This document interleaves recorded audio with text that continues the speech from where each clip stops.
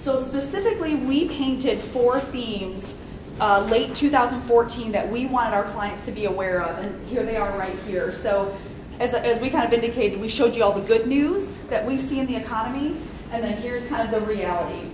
So I'm not sure if you're familiar with the VIX. The VIX is what's called the Volatility Index. It's how they trade all of the various options contracts on the Chicago Board of Exchange. So if you are on Yahoo Finance or Google and you want to say how volatile is the stock market, type in VIX. So you can't, you know, some people can trade the VIX, and so unfortunately on the far right-hand side of this slide, what just happened in the month of August is the VIX went back to 50. The high on the VIX was in the 80s back in 2008. So, you know, it's kind of a bell ringer gauge of how volatile the markets are, where people are deciding, should I short my stocks or do I think stocks are cheap? You know, should I kind of be buying long? So what, unfortunately, the far right hand side, you almost need to take your pen and go all the way up to 50. It just completely charted off the Richter scale. So what we felt in August, we kept saying to clients, you know, get ready for heightened volatility. We said that last November. But I don't think we had any gauge of how much we were going to go off the Richter scale. So I kept saying to clients, it might be like a roller coaster. Put your seatbelt on. This was just the whatever's at Six Flags. The complete demon dropped off the grid here. So you know the market really took every single headline and we just threw in the baby with the bathwater. Whether you want to say China, uncertainty with the Fed, oil prices, it was the perfect storm. It all came together in that super fun month of August. Now, I'm glad we're here today because the market was up yesterday, so that helped. My phone didn't ring as much yesterday, but you know, so here's kind of the other headwind that we were mentioning to clients was the strengthening dollar. So we went back to 2005 just to kind of show you the index of the dollar. So, you know, the dollar is a tough one because there's a lot of pluses and minuses when your currency continues to go up like this. What we have done for client portfolios is we have positioned their companies to be more focused, or the owners of the stocks that we own, we have positioned the companies to be hedged for higher dollars going forward. We're very bullish on the dollar. So what that means is we started positioning portfolios to own high quality companies that export less of their products. Because if you think of the way it goes, if I'm Procter & Gamble, and I have Swiffers and Tide and Pampers, if I export it around the world, Asia, and I bring it back to my country with a higher dollar, I lost profits. So we've been buying more names like Hershey, Harley Davidson, a little more Disney, where you definitely can see those names that have much more of a US focus. Any questions on that? I mean, we could go on about the dollar for an hour. Yeah, I'll add just a couple of quick points. Number one, with the dollar, a strong currency is indicative of a stronger economy, right? So we like to see a strong currency. Number one. Number two, because commodities are denominated in dollars, this keeps a lid on inflation. So whenever you see a strong dollar, you're going to see commodity prices really contained. So we don't see, you know, a stronger dollar is also a little bit of a tightening in and of itself. And then number three, historically you see with a stronger currency, you see multiples expand on the market. And so you can see the S&P 500 multiple rise, you know, towards 20 times earnings because you have a stronger currency. So it's just something that tends to happen. Even though you lose a little bit on currency translation in terms of profits back home, you still see those multiples rise, which is nice. So there are, like as Leslie said, there's positives and negatives to a stronger currency. But if we have to pick one or the other, I think we'd pick the stronger dollar. So, you know, again, without having your heads hit the table and talk about interest rates, what we did here is we went back to 1970, and we're just showing you the 10-year Treasury bond and what the yields were. So several of you, I can kind of look around the room, you probably went back and said, oh, I remember when I could get 14% on my bonds, but I think what would your mortgage rate have been? Right? So my, 20, right? So my generation's like, oh no, should I go at 4%? And some people are like, you're so ridiculous. You don't even know what you've been going through for the last 25 years. So, you know, we're cautioning clients that this is probably the end of the bull market in fixed income. So in other words, It's an inverse relationship. So for 20 years, rates have been going down. What's the opposite? Bond prices have gone up. So people were actually making money in fixed income. So, we've kind of cautioned clients that party's over. You are forced to take risk in other asset classes. I'll tell you though, having the month of August and it's already the first week of September, clients say, I'm glad we held onto our bonds going into 2015 because the bonds held up very well in this market volatility. But the minute rates start to go up, and they will, nobody's been right on when, in the last 3.5 years, bond prices will go down. And so that concerns us a little bit because you have to make sure you position clients' safety money, bonds, the fixed income, in a very prudent fashion. And there is a way to do that you don't want to lose money in fixed income. But the minute rates start to go up, you'll see there'll be another inverse correlation. So it's a very interesting time in the market right now. Where do you go? What do you do? And you can't put under your mattress. Sorry, it doesn't work that way anymore. There's inflation and taxes, and you got to stay ahead. A lot of clients say, okay, fine. If you're going to structure my bonds in the way that I've hired you to do, prudently, how are you looking at rates? How are you looking at different types of bonds as well if we do get a 1% rise? And so that's just kind of how we're forecasting if we do get an increase in rates, how much that will affect their bottom line on their fixed income. So you could lose money going forward.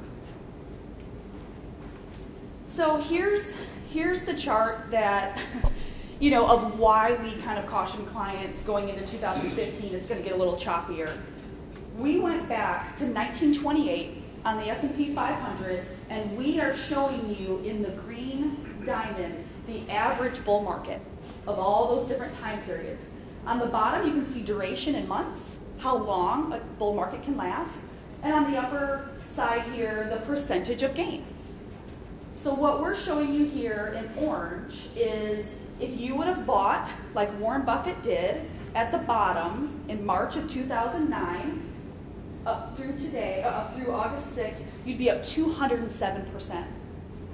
That bull market was ready to take the profits, wasn't it?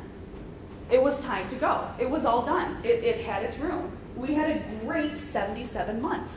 It's very hard to do that. It's hard to sell at the top. Warren Buffett can do it both sides. I think that's great. He sees some bargains, but the average bull market lasts 58 months. We were approaching 77. And you can see it had a real nice average gain and a real nice extended period. We just felt a correction. It was 10%. It's a good old-fashioned correction. And you had to have bought in the last couple weeks to take advantage. So now we'll update our charts, but as you can see, it was a really great 2 years to take profits, or to be in the market. So our job then for clients, and maybe the questions that you're asking are, should you be a buyer now? Because of the correction, because of what we just experienced, we believe that things are on sale. When we specifically look at how we define that, we're looking at what's called the PE ratio, the price to earnings ratio. And this is actually, Justin, probably a little bit lower. I think we're at 16 times. Yep. So you can scratch out that 18.6 because you can see as of 7/31. So as of 8 or even yesterday, we're looking at 16.5 times earnings for 2015. So even a little bit cheaper than than the historical mean from 96 through 2015. And we look at that international as well as emerging. International is anything that we define as headquartered outside the United States in a developed market, Japan, Europe, and then emerging markets, that's kind of that BRIC that you've heard probably that term before, Brazil, Russia, India, China. And that's part of Eastern Europe and part of Latin America. All very commodities-rich countries, and all very much in cahoots with China from a trade standpoint. So we like U.S. large cap from a buying opportunity. The most expensive sector in the S&P 500 with the highest PE is energy. And that seems the exact opposite of what you would think. So you have to be, it's kind of a stock picker's market. If you're going to kind of go back to good old fashioned, and I'll show you kind of the active management slide we had, but it's kind of a good old fashioned stock picker's market. Stocks are attracted to bonds. We take the reverse of the PE and we compare that to the 10-year Treasury. And so the 10-year Treasury was just around 220. So in other words, if you lent Uncle Sam your money for 10 years, he's going to give you 2.2%. If you buy large cap companies, and we kind of put that in the gray scale, there's just kind of the spread has now widened again. It's a better bang for your buck if you take risk in equities, risk in stocks. We talked a little bit about confidence. We talked a little bit about S&P 500 operating earnings. So companies are sitting on the most cash since 1950. And if I'm a corporate CEO, and I know your Chapman Hicks works with a lot of business owners here in Dallas, who has the highest corporate tax rate in the world? We do. Right here at home. So if I'm a corporate CEO, I'm sitting on a lot of cash. Why? I have no idea who's going to get elected. I have no idea if I'm going to hire people. I can take my cash and buy out my competitors, maybe pay a dividend, maybe buy back some of my stock, but I am sitting firm on cash until I see some certainty in the markets, certainty with oil prices, certainty with tax rates, and you guys can go all day on this. So, it's very uncertain times. However, I think we're pretty bullish because of this aspect. Because of the cash on the sidelines, it's great to be a shareholder when they pay you more cash and dividends. It's great to be a shareholder when they buy back your shares. And they think it's on sale. It makes your shares worth more. So we're pretty bullish based on the new revised earnings going forward. And the other kind of secret sauce that we're employing for clients right now is if you're going to take risk in the market, you're going to take risk in this type of volatility and buy stocks, buy and hold, if you will. If you like high quality companies, we like the dividend payers. So, you have Google and Facebook. There's some great companies out there, but they don't pay dividends. They take their cash and they buy up Snapchat and Instagram, and they're doing all these fun things. So the good old-fashioned blue chip dividend payers historically have outperformed the other types of large cap companies. So if you're going to take risk in the market, the average S&P 500 dividend yield now is at 2.8. What was the 10-year Treasury? 2.2. So from a risk-adjusted standpoint, we're showing clients it's actually probably less risky because if bond yields go up, the prices go down. That's a risky asset class right now. But we can get you dividend stocks yielding more like 3 or 3.5 in this type of market with the potential of upside from a performance standpoint. Is there any questions on that page? I went through that really quick. I'm from Michigan, so when you're from the Midwest, you just talk really fast. And then you hope people ask you questions later, you just tire them right out. You can tell Justin from California talks a lot slower. And so we're active managers. What does that mean? We are showing our clients good old-fashioned stock picking. We are looking at publicly traded companies. We're going back to balance sheets. What are their products? Who's their management? How much cash do they have on the sidelines? And kind of going back to all the other things that we see in the economy. We like to pick about 30 or 40 companies to own in our clients' portfolios versus kind of an index of the S&P 500. Well, you own all 500. Or the kind of global index, you own all 1,500. We say it's time to go back to good old-fashioned stock picking. And here's just kind of the data to support that. But we're a little biased. We're the largest active manager in the country, so that's what we do.